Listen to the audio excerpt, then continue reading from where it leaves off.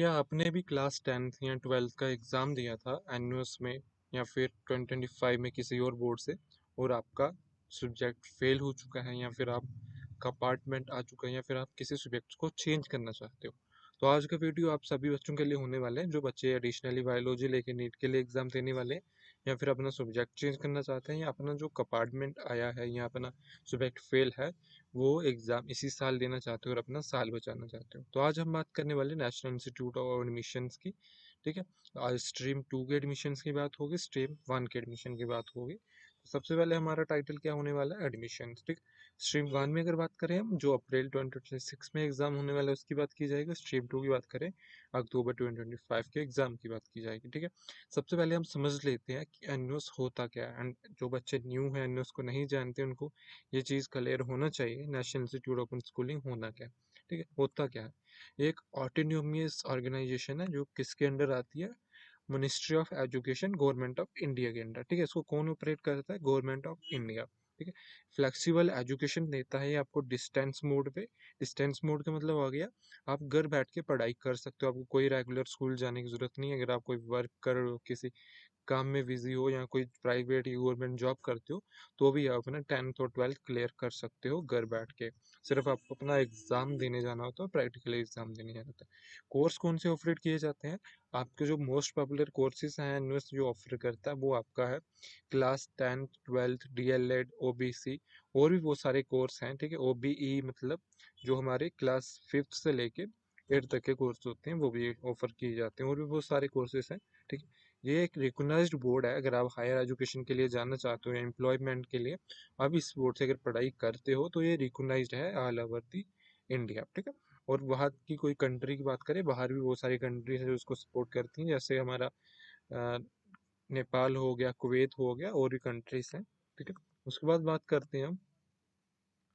ठीक है, navigate एनुअस understanding admission streams. ठीक है, स्ट्रीम 1 की बात करें, स्ट्रीम 1 की अगर बात करें, स्ट्रीम 1 के कौन से बच्चे एलिजिबल होते हैं, जो बच्चे फ्रेश होते हैं, मतलब जिन्होंने पहले से कोई एग्जाम नहीं दिया हो, तो क्लास 10 का हो या 12th का हो।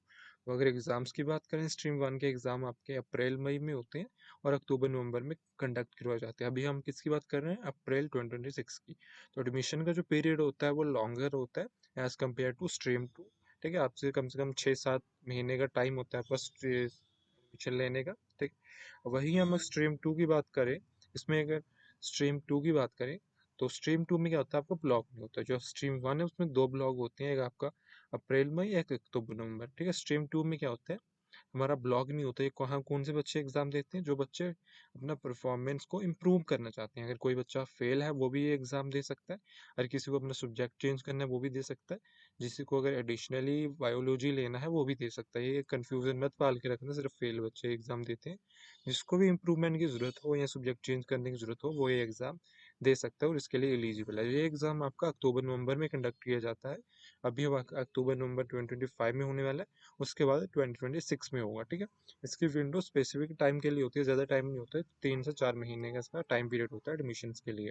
ठीक है, इसकी हम बात करें स्ट्रीम 1 की, अगर आप एडमिशन लेना चाहते हो मार्च अप्रैल के लिए 2026 में, इसका क्या प्रोसेस रहना रहता है, हु कैन अप्लाई, कौन अप्लाई कर सकता है, fresh candidate for class 10th और 12th। ठीक है, दोनों जो बच्चे क्लास 10th में अप्लाई करना चाह रहे हैं, 12th में अप्लाई करना चाह रहे हैं, दोनों बच्चे एडमिशन ले सकते हैं। ठीक है, डेट क्या रहने वाली है आपकी, 16 मार्च से एडमिशन स्टार्ट हुई थी, 31 जुलाई तक आपकी डेट्स रहने वाली विदाउट लेट फीस। आपको कोई भी लेट फीस नहीं देनी है 31 जुलाई तक, 2025 की बात कर रहा हूँ।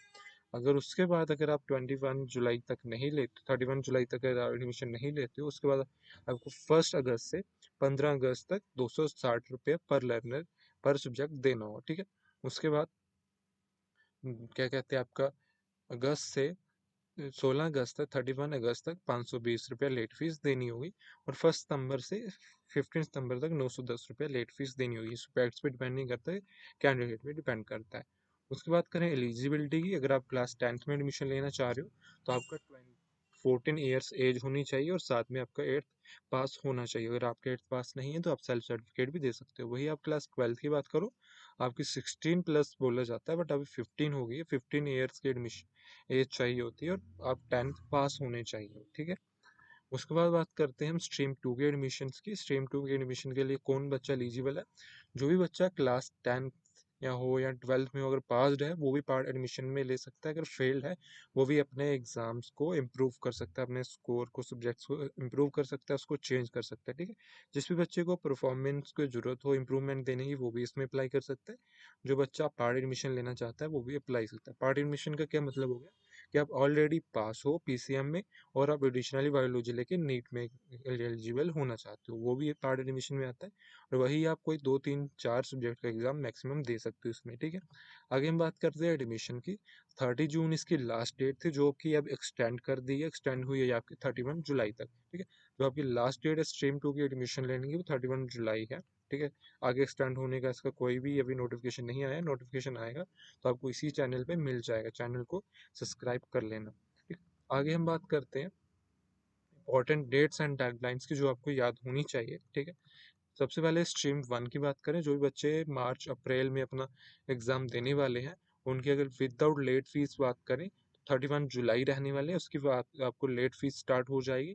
ठीक है, आपके 1 से लेके 15 अगस्त तक आपकी 260 रुपये लेट फीस लगने वाली है, और 16 से 31 अगस्त तक आपकी 520 रुपये लगने वाली है, और 1 से 15 सितंबर तक आपके 910 रुपये लेट फीस लगने वाली है। और स्ट्रीम 2 की बात करें, स्ट्रीम 2 में आपकी कोई भी लेट फीस नहीं लगेगी।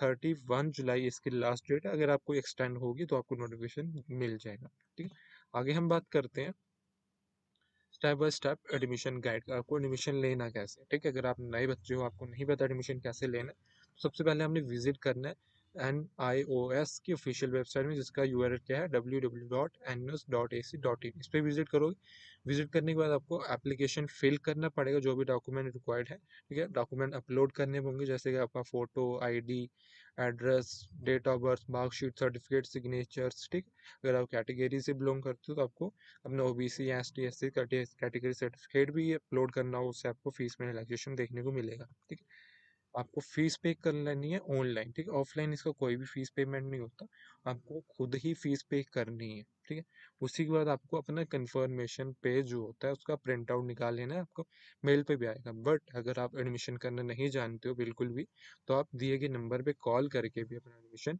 करवा सकते हो। ठीक है, आगे हम बात करते हैं वाई एनुअस द एडवांटेजेस ऑफ लर्निंग।